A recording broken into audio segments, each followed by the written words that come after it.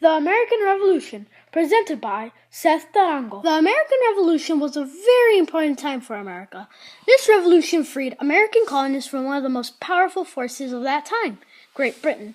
If this revolution would have never happened, we would probably still be under Britain's control and would have unfair laws. The following are some of the main events of the American Revolution. In October 1774 through March 1775 was the start of the American Revolution. Great Britain forces had made American colonists face a lot of trouble due to the lack of representation, unfair taxation, and the restriction of colonial freedoms. Less than one-third of the colonists really wanted freedom from Britain.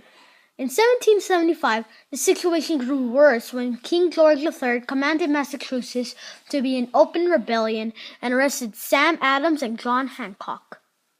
In June 17th, 1775, was the Battle of Bunker Hill. This was the bloodiest battle in the Revolution. The British took down a fort in Bunker Hill and attacked the American army. They ran out of gunpowder, causing them to suffer twice as much as the Americans.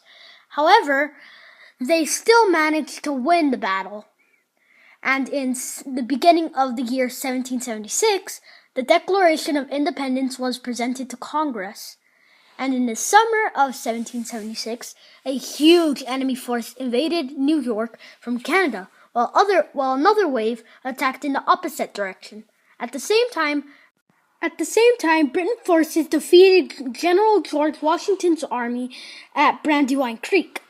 But in Saratoga, things went much better for the American army. New York soldiers led by Herschel Gates beat a ton of British men, twice. This was very important. In fact, because of them, the French decided to help the Americans. But in 1778 through 1781, unexpectedly, Philadelphia was abandoned by the British so they could attack the South, causing warfare to end in the North. And in October 1781, a huge army of British men reached Yorktown, Virginia. They built a fort there and waited for more supplies and troops that were to be sailing to Yorktown.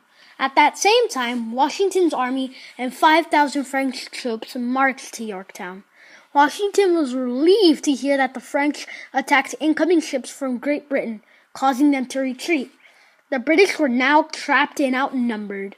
This caused such a hopeless battle for the British. That gave them no choice but to surrender.